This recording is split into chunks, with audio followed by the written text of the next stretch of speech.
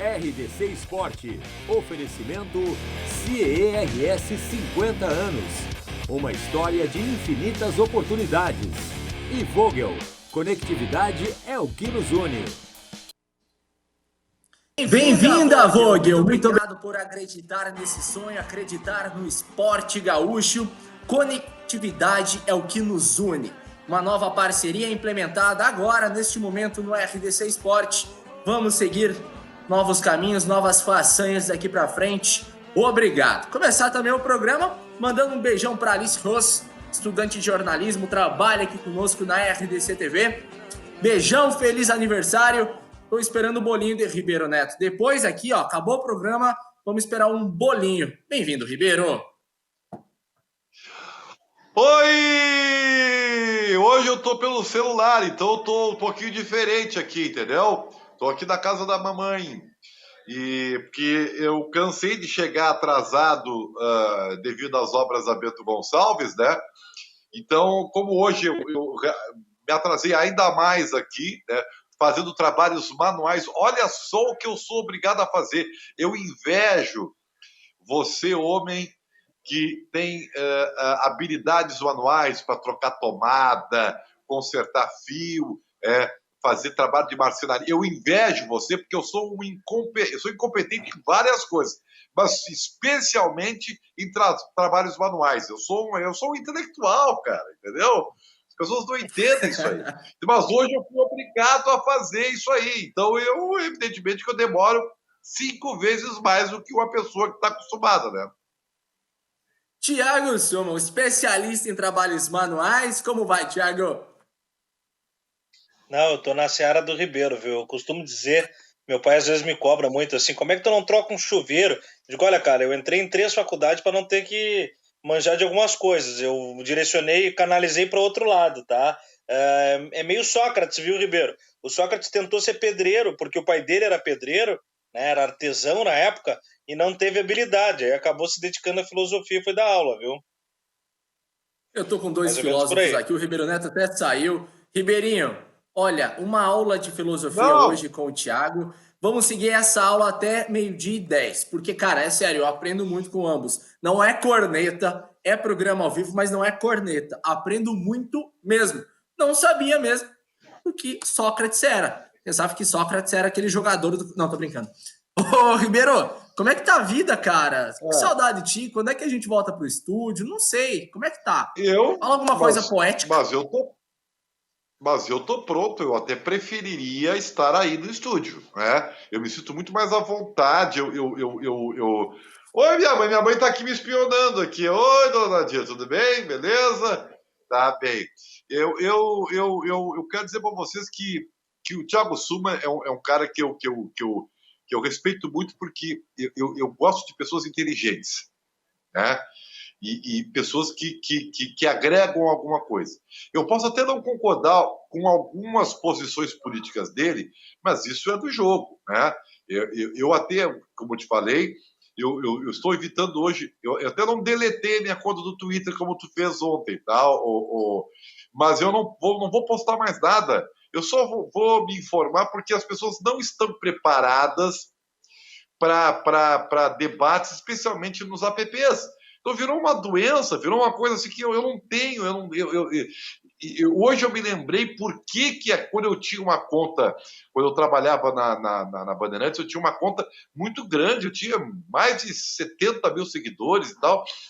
E eu deletei. Claro que depois foi uma burrice, porque quando eu fui para as redes sociais como fonte de trabalho, eu estava precisando daquele canal e eu não tinha mais, tive que começar de novo. Mas aí eu penso, por que eu fiz aquilo? Agora eu sei porque eu fiz aquilo, porque não dá para aguentar. Eu não tenho, talvez seja uma falha minha, Thiago. Eu não tenho suporte emocional para algumas considerações, sabe? Eu não consigo. Eu sou um cara do debate, adoro debater. Eu me alimento de debate, mas eu não consigo debater com pessoas que não têm alcance. Ou pessoas radicais, eu não consigo, sabe, me deixa doente, então eu prefiro me abster, sabe? Então, hoje o Twitter para mim é só para me informar, tá acontecendo, porque o Twitter é um grande canal de informação, que aliás a gente tem que cuidar muito por causa das fake news, né? mas ainda assim eu consigo ter a capacidade de filtrar. Mas dito isso, eu quero dizer para ti que eu gosto muito de ti porque tu é uma pessoa muito bem informada, talvez seja muito mais intelectualizada do que eu, né? E eu admiro pessoas assim, porque acrescentam algo para mim. Então, estou te fazendo esse elogio publicamente, tá? Eu não sei se o teu gosto musical não é igual ao meu, mas isso é porque eu sou muito seletista, entendeu? Mas, de qualquer maneira, seja bem-vindo sempre, viu, Thiaguinho? Coisa boa, Ribeiro. É recíproco. Outro dia eu comentava com alguns amigos nossos em comum, né, o quanto eu gosto de vir participar do programa, porque é dos poucos espaços atualmente em que a gente consegue abordar o futebol, que é a pauta principal do programa, mas sem ficar no que eu chamava, na minha época de Rádio Grenal, quando eu ia contratar, Ribeiro, um produtor, um estagiário, e os caras tentavam me mostrar que eles eram o candidato ideal à vaga, a primeira coisa que eles tentavam me provar é que eles sabiam o nome do goleiro reserva da Costa do Marfim, né? Que eles sabiam a idade do atacante reserva da Coreia do Norte. E eu dizia, cara, isso já faz de vocês fute chatos, né? Era a expressão que eu usava, né? Não adianta o cara ser um fute chato. A gente tem que entender de futebol, mas também de uma maneira que o futebol chegue às pessoas e que a gente possa fazer do futebol também um cardápio que não tenha só o futebol. O futebol é o prato principal, mas ele não pode ser a entrada, o acompanhamento e a sobremesa. A gente tem que ter algum tipo de repertório, porque a gente toca a vida de milhares de pessoas, né? Seja na TV, no rádio, no jornal impresso, e a gente tem que oferecer alguma coisa, porque senão somos mais do mesmo.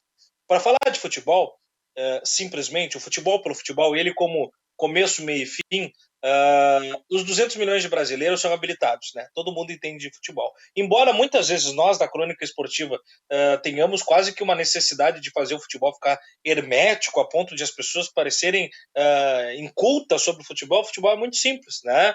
E o bom é a gente conseguir botar alguns temperos, algumas sugestões, algumas brincadeiras, alguma dialética, como você falou, né? Uma troca, seja ela filosófica, cultural, sociológica, artística, enfim, de posicionamentos de vida e mundo, de hábitos, né? Isso é muito legal e aqui eu tenho isso e das vezes em que a gente participou sempre foi um debate muito legal porque realmente transborda nesse sentido. Então, elogio trocado não dói, Ribeiro, é por aí. Eu, no meio de duas férias, dois filósofos, eu vou ficar em silêncio, Ribeiro. Vai tocando aí. Eu vou ficar com o meu cafezinho aqui.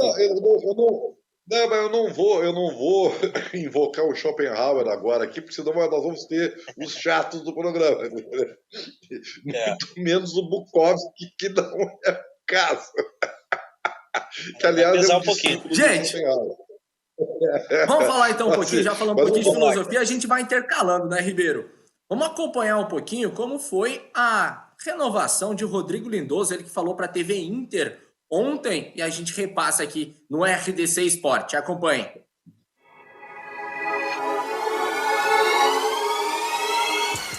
Muito feliz mesmo. Agradeço todo o pessoal da direção que fez esse esforço aí, né? Minha intenção sempre foi continuar aqui. Então a gente prolonga esse contrato, fico muito feliz. Agradeço também os familiares, Deus por tudo. Meus companheiros também que vêm me ajudando e estou aí à disposição e me dedicando cada dia mais para conseguir os objetivos aqui no Inter. A grandeza do Inter, né? Falei na minha chegada aqui, oportunidade muito grande de conquistar coisas. A gente bateu na porta ano passado, mas a gente já teve o início de ano, infelizmente aconteceu esse problema aí dessa pandemia. Mas a equipe está focada aí no objetivo, a gente sabe o que é lá na frente. Então acho que esse ano tem muitas coisas boas para nós.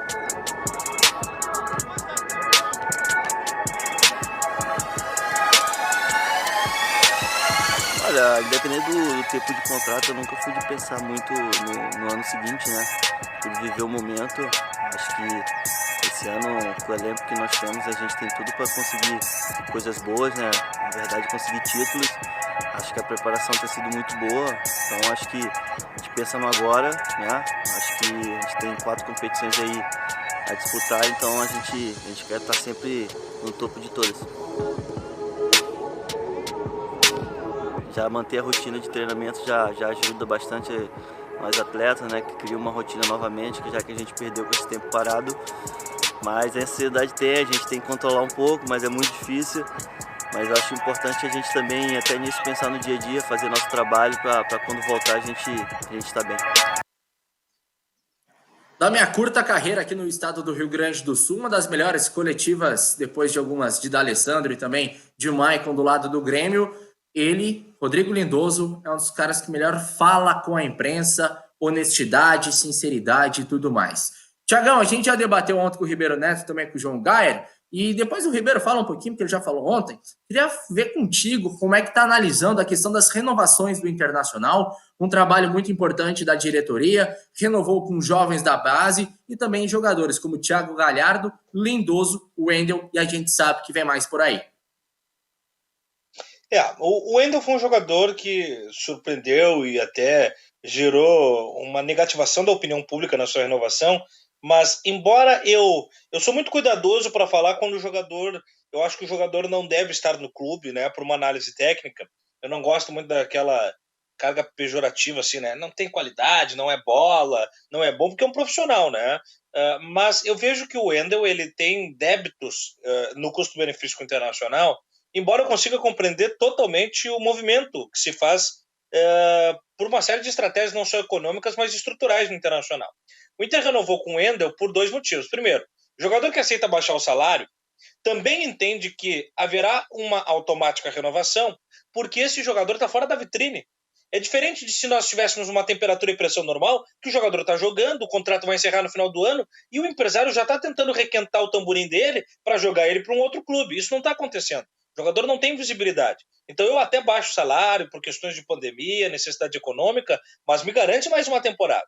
Na contramão disso, tanto para o Wendel quanto para os outros, né, Galhardo, Lindoso e os demais, o jogador também está recebendo sem atuar. Então, renovar com o clube também é uma maneira de prestar o seu serviço por pelo menos uma temporada a mais. E, por fim, o caso do Wendel, especificamente falando, o Inter sabe que não conta com Moisés por 4 jogos da Libertadores e o Inter não pode escrever nenhum outro lateral, uma vez que já tem a lista dos inscritos. Isso, para mim, pesa muito a manutenção do Wendel. Embora a gente possa devagar aqui se seria melhor o Wendel ou improvisar o Patrick, não vem ao caso agora. O fato é que das 3 renovações, Galhardo, Lindoso e o Wendel é a mais criticada. Galhardo é a mais badalada, porque chegou muito bem, fez uma dobradinha legal com o Paulo Guerreiro. Mas o Rodrigo Lindoso é mérito, fez por merecer. Quando teve oportunidade, demorou um pouco para se aclimatar, demorou para encontrar sua posição de melhor, vamos dizer assim, um suco para tirar, mas eu acho que rende.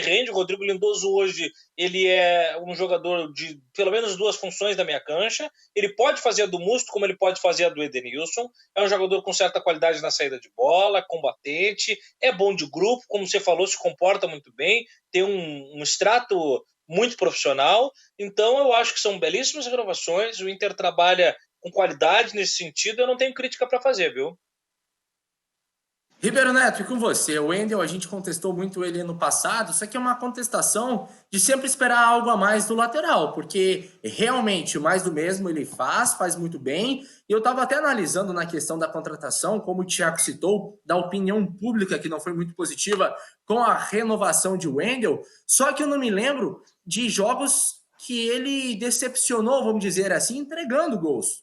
Sempre foi muito consistente defensivamente e não comprometeu tanto o Internacional como outros jogadores que aí também estão. Além de tudo, pode ser. Além do que o Thiago falou, tem uma outra coisa que me parece, pelo menos da minha opinião, importante com relação à lateral esquerda. Assim como o Rodinei, que foi contratado para ser titular, a gente viu claramente que ele tinha as valências físicas, né, de empuxe, um cara que vai jogar na frente, que realmente agregariam ao sistema do Kudê, lhe falta a parte técnica. O Inter foi muito hábil, foi lá e contratou um outro jogador, melhor que ele. O Inter não conseguiu isso na lateral esquerda. Por quê? Porque o Moisés também... Pode deixar, fica tranquilo. Tá? Eu tô aqui em casa, né? Não estou na minha casa. O Moisés tem os mesmos problemas do Rodinei. Ele não tem um vigor muito físico exuberante, o cara que tem uma chegada na frente, mas a parte técnica me decepcionou totalmente. Né? Então ele não agregou. E nesse caso, o Wendel, querer gosta ou não, também é uma outra opção, já que o Eric, por exemplo, é um jogador que até baixou, porque se viu o Inter que não estava preparado, né? Então, é isso aí. É o que tem, não dá para contratar, não tem dinheiro para contratar, fica com o Wendel, né? É um jogador experiente, não é aquele jogador, mas também não é de botar na asa do lixo. Então, eu vou dizer mais, tá? Entre ele e o Moisés, eu tenho cá minhas dúvidas, tá? Eu tenho cá minhas dúvidas. Eu prefiro o Wendel, Eu, Guilherme Pass, prefiro o Wendel na lateral. A cara do Thiagão se assusta, mas realmente. Thiago, um ponto que o Ribeiro também abordou foi o Eric, né? O Eric Não, que nesse agora sentido, desceu, assim, né? eu concordo Pode com o seguir, Ribeiro. pode seguir. Existem três movimentos de mercado que um clube pode fazer, né? E a gente exige que o clube acerte em qualquer um desses, né? Mas um deles é o movimento que o clube vai fazer. Ou ele contrata o que a gente chama de contratação criativa, que ele vai buscar um jogador médio bom pelo menor preço possível, né? Porque o bom, bonito e barato é utopia, né? Então é o melhor jogador possível pelo menor preço possível. Ou ele sobe um jogador da base e aí tem um custo-benefício extravagante, porque o jogador da base você vai valorizando ele, vai utilizando ele no baixo custo, ou você tem um medalhão. As três sempre são contratações de aposta. A gente tem a mania de dizer, não, o Inter apostou na base, ou o Inter apostou num jogador desconhecido, ou o Inter apostou num Forlan que era badaladão. Sempre vai ser uma aposta, porque o futebol ele é mercado de especulação, é como um imobiliário, é como um jogo, né? É um jogo. O fato é o seguinte, o Natanael foi essa contratação que vem da Bulgária, completamente sem badalação, mas não vingou. O Eric seria o menino da base, que seria apostar naquele de baixo custo para render, e também não estava pronto. O Inter tinha no seu repertório o Wendel, e aí foi buscar o Moisés, para que estes, vamos dizer assim, fizessem a queda de braço de vocês dois. Acho o Moisés assim com muito mais produto para apresentar, talvez ainda não entregou tudo que tem para apresentar do que o Wendel. Também discordo quando vocês dizem que o Wendel não entregou muito jogo. Entregou, mas eu preciso fazer um salvo-conduto ao Wendel. Ele começou muito bem a temporada 2020. A gente não pode criar meme de jogador. Isso é uma coisa que nós da imprensa não podemos cair nessa ladainha, né? Porque muitas vezes se tira um jogador para algo que é muito mais legal para meme de internet, para torcedor. Fulano não presta, é muito abaixo, não sei o quê. O Wendel não é muito abaixo, ele é abaixo de todas as necessidades que o Inter teve até agora. Ele não comprovou ser um jogador extra classe, mas ele é um jogador funcional. O Wendel é tranquilamente um jogador de grupo e que pode lutar pela titularidade, que eu vejo hoje está muito bem cadeada com o Moisés.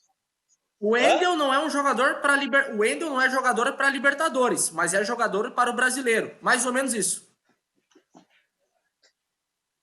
Olha, eu acho que o Moisés é o titular do Inter, mas o Wendel é um reserva que quando entra dá conta. Eu acho que é isso. É um jogador de grupo que a gente costuma dizer. Porque eu lembro muito claramente, há uma falha gravíssima do Patrick na temporada do 2018, que o Patrick estava arquivado. Aí ele pega um jogo contra o Flamengo no Rio de Janeiro, em que o Inter tem Paulo Guerreiro expulso, que tem o Moledo expulso, que não sei o quê, e o Patrick e o Edenilson sozinhos eles carregam o time. No outro dia o Patrick era o ídolo. Depois o Patrick vacila, ele é o vilão. Essa subida e essa descida, eu acho que ela acaba pro torcedor. Nós não podemos entrar nessa. Por isso que eu não entro nessa cena. O Wendel não serve, ele tem que ser mandado embora. Não, ele é um jogador que por vezes ficou abaixo. Ele tem um Grenal, por exemplo, que ele serve um gol pro Edenilson, que ele joga super bem. Ele tem esse ano que ele começou bem. É um bom jogador de grupo. Agora ele tem a oportunidade da vida. A gente já sabe que ele está renovado e que ele será titular em 4 jogos, no mínimo, da Libertadores, porque o Moisés está fora. Então o Wendel tem como calar a boca dos críticos. Ele tem que aproveitar. Ribeiro, e esse tempo agora só de treinamentos, preparação física? O Wendel, a gente faz uma comparação da intensidade, né, ofensiva também do Moisés, que é superior à do Wendel. É um tempo de se aproveitar. Dá para aproveitar uma parada tão grande dessa para voltar em uma melhor condição física, com tempo de bola? Como é que tu está analisando isso? Eu particularmente acho que a dupla Grenal vai voltar bem à frente, porque eles estão treinando já há algum tempo e isso aí vai ter uma repercussão altamente positiva no aspecto físico. Como eu não acompanho muitos treinamentos, mas eu imagino que, de alguma forma, a parte técnica também esteja sendo treinada, né? Eu vejo prejuízo na parte tática. E no caso do Grêmio, era o que mais precisava treinar é a parte tática. Porque quando houve a parada, o Internacional estava num crescimento. É sempre bom lembrar que eu digo isso, que se notou muito mais o crescimento do Inter, porque a régua do Inter era baixa. Né? Então, se deu para notar o crescimento do Internacional, e acho que a pandemia foi muito ruim para o Inter. O Grêmio, ele tem um aspecto tático linear, né? Porque o Grêmio joga do mesmo jeito há algum tempo. Essa ou outra, aquela variação, dependendo de algum jogador que entra, mas mesmo assim não muda muita coisa, isso é muita questão individual, de característica individual, mas no básico não muda coisa, mas o Grêmio estava jogando mal. Né? O Grêmio na temporada, ele fez um excelente primeiro tempo no Grenal aqui no Beira-Rio, mas mudando a sua forma de jogar, porque que o Inter que foi proponente daquele primeiro tempo e o Grêmio esperando roubou a segunda bola e se aproveitou de grandes vacilos defensivos do Internacional. E um grande jogo, não foi um grande jogo, mas um jogo aceitável lá em Cali, onde se mostrou superior para o padrão do Grêmio, que a régua era alta. O Grêmio, na minha opinião, ficou devendo nesse início de temporada. E acho que a parte tática seria primordial nesse tempo de parada para o Grêmio exercitar um retorno a um coeficiente ideal para o seu tipo de jogo. Né? Então, tudo é teoria, né, gente? Tudo é teoria. Eu espero, né, que a dupla Granal esteja aproveitando essa antecipação da parte de treinamentos para, além da parte física, também, né, retomar a parte técnica e tática, porque com certeza, se o fizer, na volta vai estar na frente dos outros. Thiago, e essa questão do Grêmio, do modelo de jogo, eu acredito muito que a sequência do Renato Portaluppi é muito importante, só que o Renato tem que também se reinventar em alguns momentos. Beleza, ganhou Libertadores, ganhou Copa do Brasil, só que a régua do Grêmio é diferente agora. Tem um Internacional e um outro padrão, como disse o Ribeiro Neto, o Internacional se reinventou, é um time com intensidade, em 2 jogos contra o Pelotas e outro na pré-Libertadores da América, finalizou 50 vezes, a gente não tá vendo mais isso no Grêmio, a questão é bola no centroavante, Diego Souza briga aí, faz, resolve, ou bola no Everton, se o Everton não funcionar, o Grêmio não estava chegando. O Grêmio perdeu em casa para o Caxias, perdeu uma final de turno, tudo bem. O Grêmio ganhou do Internacional no Campeonato Gaúcho, mas o perder para o Caxias é mais importante, entre aspas, do que a questão da vitória contra o Internacional, porque o Grêmio não conseguiu criar novamente. O Grêmio não vem criando oportunidades. A gente vai aos treinamentos do Grêmio, antes da pandemia, era aquele mais do mesmo sempre. Não tinha uma reinvenção também do trabalho. Tu acha que a continuidade interfere um pouco? A falta de renovação? Não é botar polêmica, não é criar polêmica no Renato. Grande treinador, tem que continuar nesse momento. É um dos melhores treinadores do Brasil, só que é o mais do mesmo.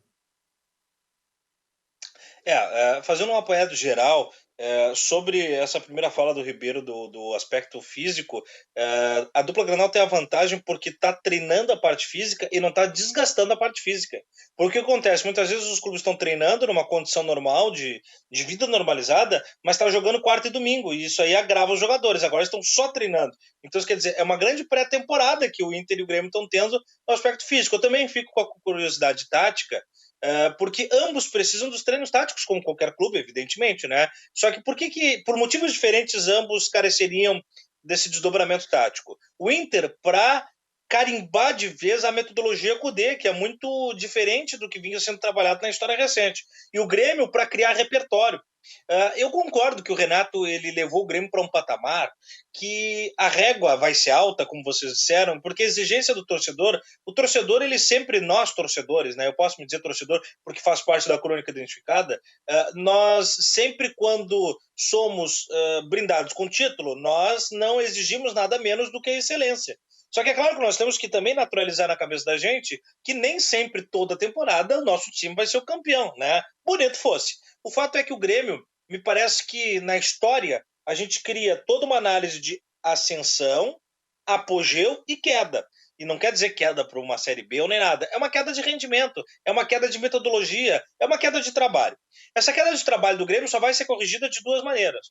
Ou o Renato cria um repertório muito maior do que ele vinha apresentando, porque o Renato é muito bom fazendo sempre o mesmo. Só que para fazer o mesmo, o Renato não se deu conta de uma circunstância. Ele precisa das peças adequadas para cumprir a sua mesma proposta tática. O Renato renovou muito daquele elenco que foi campeão com o Grêmio e que acabou brindando a América, indo ao Mundial, ganhando a Copa do Brasil. Aquele elenco mudou muito a fotografia.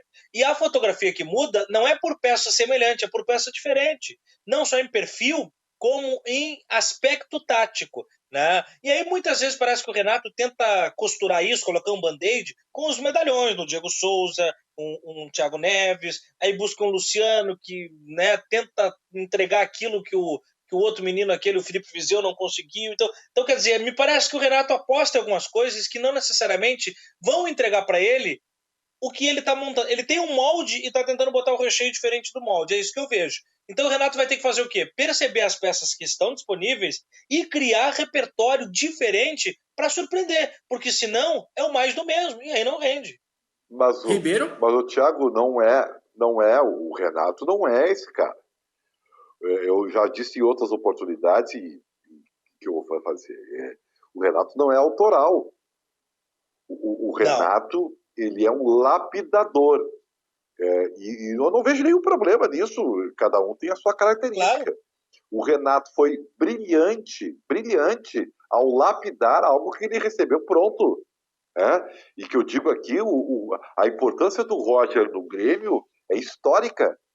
O Roger mudou a forma do Grêmio jogar em mais de 100 anos de existência. O Grêmio nunca jogou.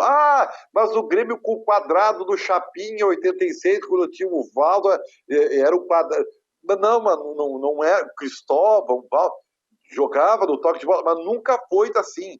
O Grêmio nunca jogou na sua história do jeito que começou a jogar com a introdução que o Roger fez. Tá? O Grêmio nunca foi esse time técnico, nunca foi.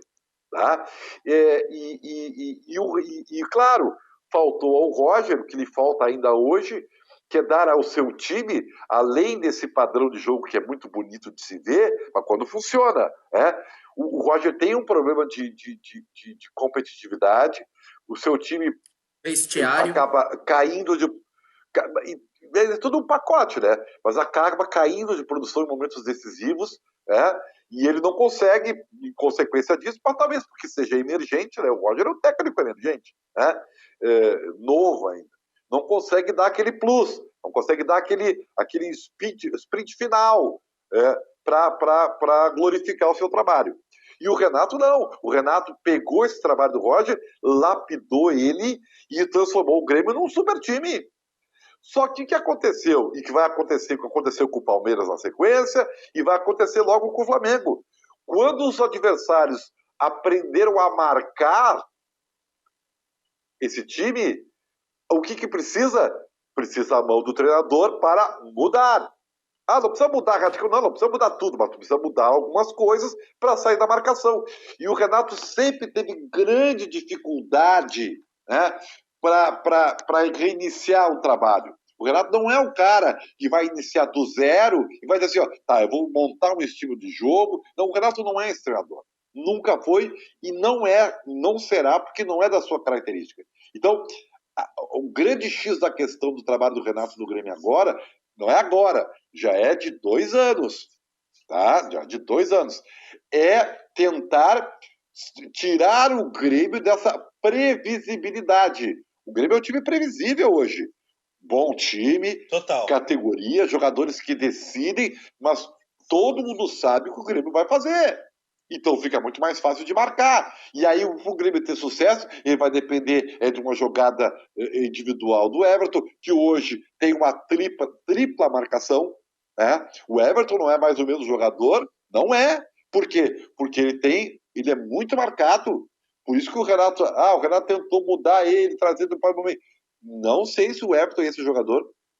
Não sei se ele tem cacife para ser esse jogador completo que o Grêmio quer que seja, né? Que atue mais pelo meio. Não sei.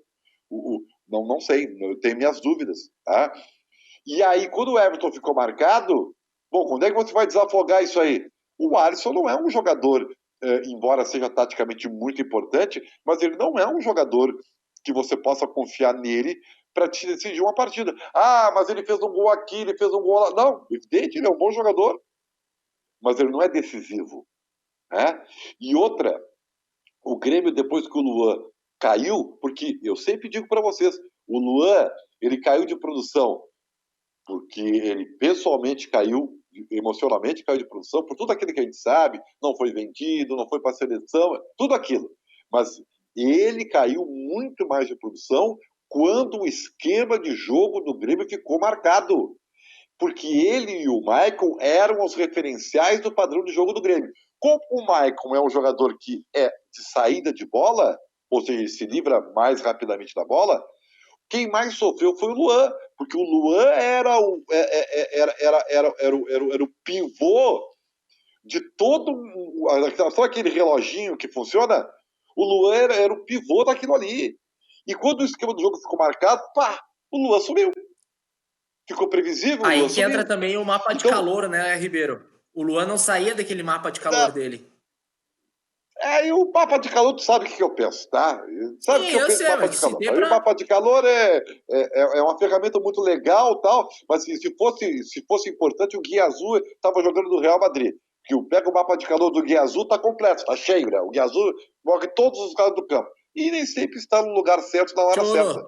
Mapa de calor, para mim, mapa de calor é que nem o app do Footstats. Analisa de forma quantitativa. E, para mim, me serve as análises qualitativas. Bom, isso é outro assunto. Tá? Vai. E aí, o que tem? O Grêmio tem no Jean-Pierre esse cara que pode fazer a diferença. Né? Se eles voltar agora recuperado fisicamente, mais amadurecido de forma tática, ele pode dar esse plus. Não vai ser o Thiago Neves. Não vai ser. Né? O Jean-Pierre pode ser que seja. O Matheus Henrique é um grande jogador, se ficar, ele agrega. O Grêmio tem um gravíssimo problema na sua recomposição, porque o Grêmio não tem nenhum primeiro volante, e o Grêmio só ganhou quando tinha um primeiro volante. O torcedor do Grêmio não pode esquecer que o Grêmio ganhou com Jailson, com o Wallace e com o Michel em boas condições. Quando o Grêmio chegou às semifinais, o Grêmio foi bem, não ter vencido, mas foi competitivo. O Grêmio tinha o Michel em grande fase, que depois da lesão não foi o mesmo jogador. O Grêmio tem 3 segundos volantes.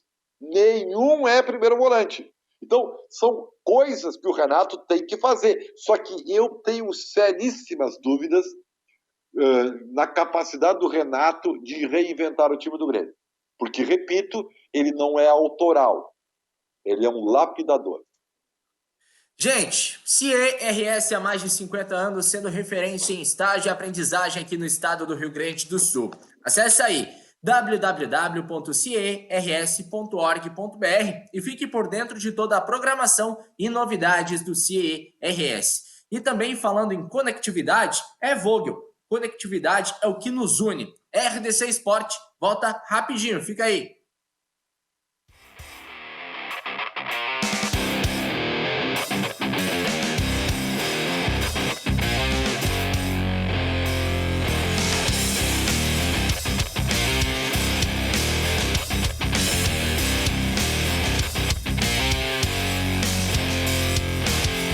RDC Esporte. Oferecimento CERS 50 anos. Uma história de infinitas oportunidades. E Vogel.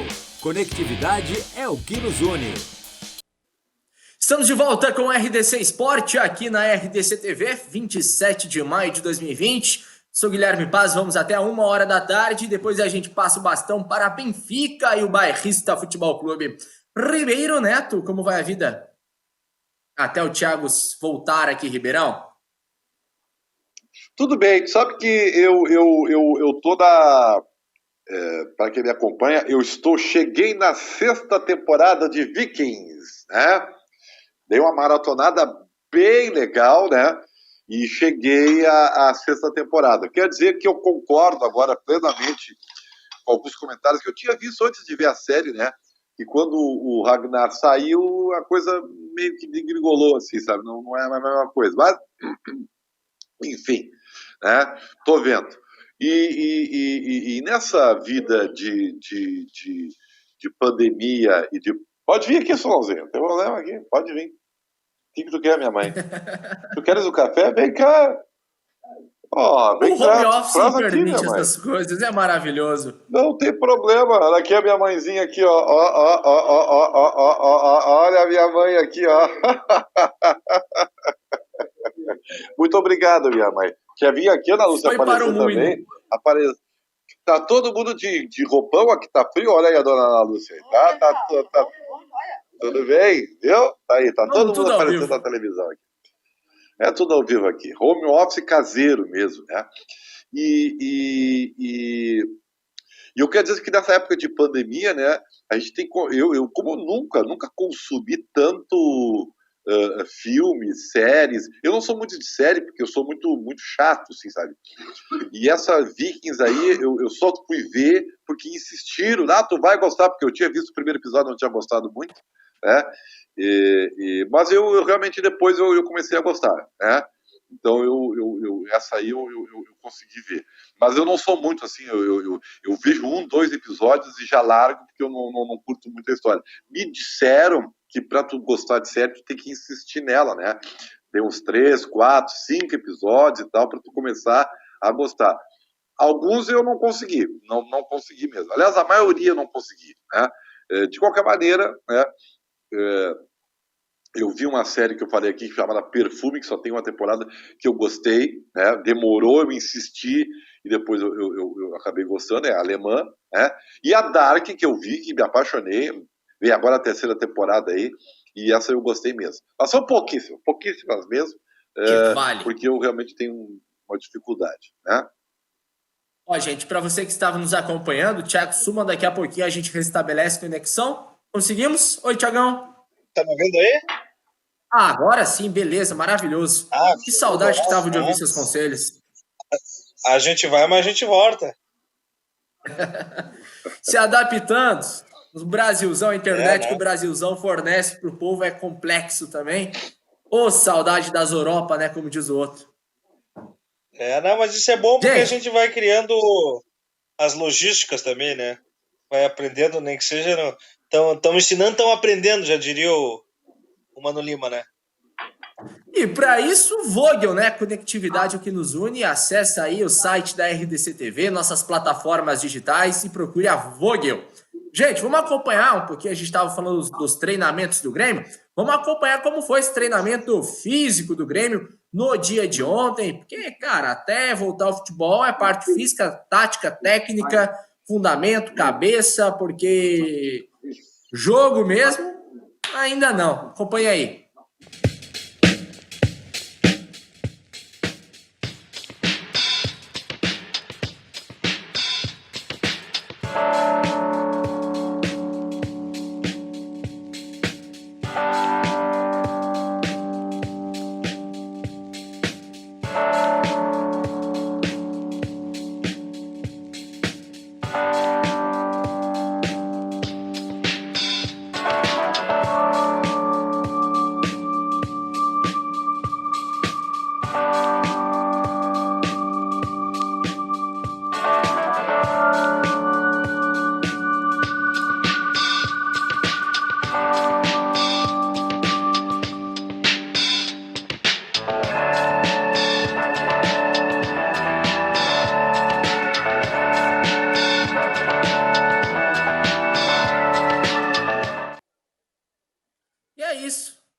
Pra cá, Ribeiro, correm, simulam. É difícil, né, Ribeiro? Pois é, mas não tem o que fazer. E é isso aí. Mas ainda assim, é algo que a dupla Grenal vai levar como bônus por ter começado antes dos outros, né? Não vou entrar nas questões que são muito localizadas, né? De isolamento vertical ou não. Eu sei que há uma perrenga muito grande com o Flamengo, que também está treinando, mas que contrariou uma determinação da prefeitura. Eu tenho uma opinião de que se os clubes têm condições de atender os protocolos rígidos, né, eu acho que eles têm que treinar, sabe? Agora, eu entendo também que a maioria não tem condições e estrutura para atender esses protocolos. E aí, meus amigos, aí quem tem estrutura vai sair na frente. Vai sair na frente, não tenha dúvida nenhuma. Eu preferiria que o Flamengo não tivesse, porque esse é o time a ser batido, né, quando a coisa retornar, né? Agora, eu vou dizer, tá, eu não sei se o Flamengo volta tão favorito como era, porque, como eu já falei uma vez, ano passado o Palmeiras, antes da Copa América, era o bambambam. E aí voltou da Copa América, a criança era outra, né? Então, isso acontece. Vamos ver. Vamos ver. O Flamengo, ontem eu vi o Flamengo lá campeonato. no Carioca tá despontando ainda. Ontem eu vi o jogo do Bayern contra o Borussia, né? Eu também achei desculpe se eu sou chato, sabe? Eu achei um golaço do cara do Bayern. O Kimmich. Mas o goleiro do Borussia, na minha opinião, e ele até fez grandes defesas, mas no lance específico, para mim, ele falhou. Ele foi com uma mão de alface, uma bola lenta, entendeu? Para mim, falhou bizonhamente o lance.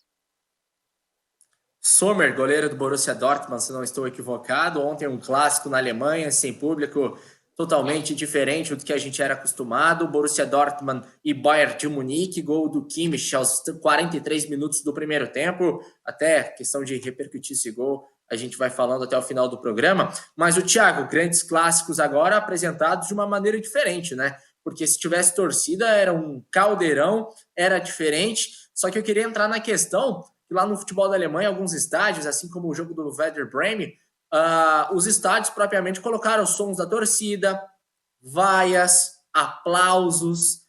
Imagina, né? Sai o gol do rival lá e o comandante do botãozinho aperta o botão errado. É um pouco diferente colocar um som ambiente da torcida? Tu acha que é válido?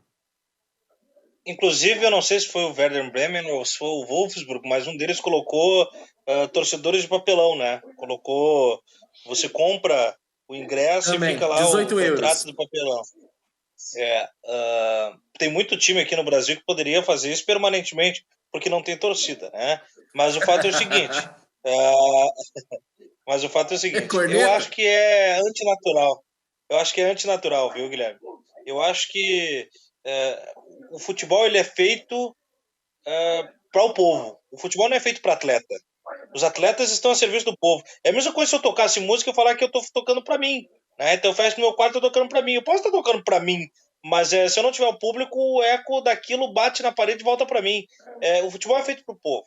Então, tu tocar uma vaia mecânica, um elogio lá, uma comemoração mecânica, você correr para a arquibancada e não ter ninguém, tu olhar para o banco de reservas e os jogadores não podem estar a menos do que 4 cadeiras um do outro, tu não pode nem comemorar no banco de reservas o gol com o teu colega, tu faz o gol e tem que comemorar sozinho. Eu acho que tudo isso é o anticlímax do futebol. Se o futebol, eu não sei se o horário permite, mas a expressão popular diz, né, o futebol é o orgasmo, né? Se o futebol é o orgasmo, isso é o anticlímax do futebol. Sendo assim, é contrário à volta do futebol nessas condições. De verdade. Ribeiro, mas o Guilherme, vamos nos adaptando, né? O Guilherme, não, mas aqui, ó, eu quero dizer primeiro, duas coisas em primeiro lugar.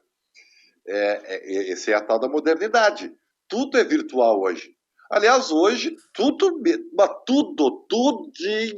você faz virtualmente. E essa geração nova se acostumou com isso e se satisfaz, o que para mim é uma coisa inacreditável. Mas talvez, como eu seja velho, né, talvez eu esteja fora de moda. Hoje as pessoas eu vejo pelo meu filho, assim, as pessoas se contentam em falar com as pessoas virtualmente, e as pessoas estão fazendo tudo virtualmente. E eu sou um cara da real, eu gosto da verdade, eu gosto de fazer as coisas de forma realística. Só que a torcida fake não é nenhuma novidade. Desde quando vocês tem umas que eu conheço bem fake, viu? Desde quando vocês acompanham programas humorísticos que as risadas são fakes? Desde quando? Né? Isso foi tudo, era sempre fake, entendeu? E é assim, eu vou dizer uma coisa para vocês que me espantou. Eu estava esses dias na TV e eu gosto muito dos clássicos do rock, né? E estava vendo uma banda de rock progressivo chamada Yes, para quem que eu não ouso mais dizer que todo mundo conhece, porque a nova geração não sabe nem o que é rock progressivo, né? E eles fizeram um show no Apollo, onde a gravação do show, o barulho do público é fake. Porque o público está ali, dentro da cultura, né, lá para cima, assistindo de forma comportadinha, né? O Apollo, na verdade, é um teatro, né? E estava todo mundo vendo, acompanhando, né? Admirando o show de forma comportada, e saía no áudio do DVD aquela coisa, digo, fake, uma bárbara, eu digo, mas era chocante para mim aquilo ali, entendeu?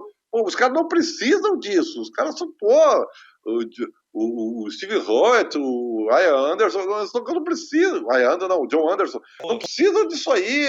O Rick Wakeman não precisa disso aí, entendeu? Então ficou uma coisa fake horrorosa. E que eu acho que também o barulho de torcida fake é horroroso, sabe? Só que essa tal da modernidade, cara, é a modernidade. Tem gente que acha, e a nova geração acha isso absolutamente normal. Pode me chamar de velho, ortodoxo, eu acho isso um horror, cara. Um horror, uma coisa fake, coisa mecânica, robotizada. Isso aí é um horror. Eu vou mais longe, Ribeiro. Eu vou mais longe, então eu me encaixo na mesma linha de pensamento. E eu já fiz até uma crítica semana passada, e essa semana mantenho, e fui criticado por colegas, porque se tem uma coisa que a gente não pode fazer no jornalismo é criticar jornalista, né? Eles não aceitam. Bom, eu sou contra emissoras de rádio, e eu deixei bem claro, emissoras de rádio, né? Estamos aqui na TV, a TV tem outra proposta, mas emissoras de rádio que estão transmitindo esses jogos, cara. Werder Bremen contra Schalke 04, Mainz contra Leipzig, eu sou contra isso aí, cara. Porque emissora de rádio é prestação de serviço imediato. Aí só porque não tem bola rolando, eu preencho a grade de programação botando um tubo de um jogo da Alemanha. Mas quantas pessoas realmente estão interessadas em ligar o rádio e ouvir um jogo da Alemanha? Peraí, tchê. Prestação de serviço, dia a dia, correria. TV é diferente. TV, o cara, né, ele vai refinar a questão da imagem, ele vai buscar aquilo, ele vai parar na frente do televisor. Agora, o rádio, que é aquela coisa do movimento, a rotação, eu acho que é sempre o culto, né, o europeu, o preenchimento de grade, bota o tubinho ali com a equipe para fazer o tubo que é mais rápido. Então, eu fui crítico a isso. Tu imagina que eu vou ser favorável, cara, transmitir em Porto Alegre, no sul do Brasil, um jogo de dois times do meio de tabela do campeonato alemão que não tem nem torcida. É muito pra minha cabeça, viu? Vamos repensando, e você de casa vai repensando também. Tiagão, queria agradecer sua participação mais uma vez. Entraremos em contato, obviamente, na próxima semana. Vamos nessa. Porque é sempre uma honra inenarrável tê-lo aqui conosco. Obrigado. Igualmente, sempre bom estar com os amigos. Contem sempre comigo. O cara estando na feição aqui, vamos embora. Já vai. Ribeiro, obrigado, hein? Vou dar uma incomodada. Quem sabe a gente volta pro estúdio daqui uns dias. Eu tô nessa. Eu prefiro muito estúdio. Aí eu posso me vestir melhor, entendeu? Desfilar a minha beleza, desfilar o meu figurino, que é sempre fantástico. Aí sim eu volto a ser o Sean Connery dos Pampas, né? Aqui eu tô assim, daqui a pouco, quando eu tô na minha casa, eu tô até de chinelo de dedo e meia, cara. Que coisa mais horrível do que isso, cara? Vou fazer o quê? Eu ainda postei no meu Instagram pessoal uma foto lá em casa, no pátio, de meia e chinelo, entrando ao vivo ontem no portal RDC, e daí eu faço home office na parte da tarde. Gente, obrigado para você aí de casa. Entra lá em cers.org.br e fique por dentro de todas as novidades do CERS. www.cers.org.br. E claro, Vogel, conectividade é o que nos une. Tchau!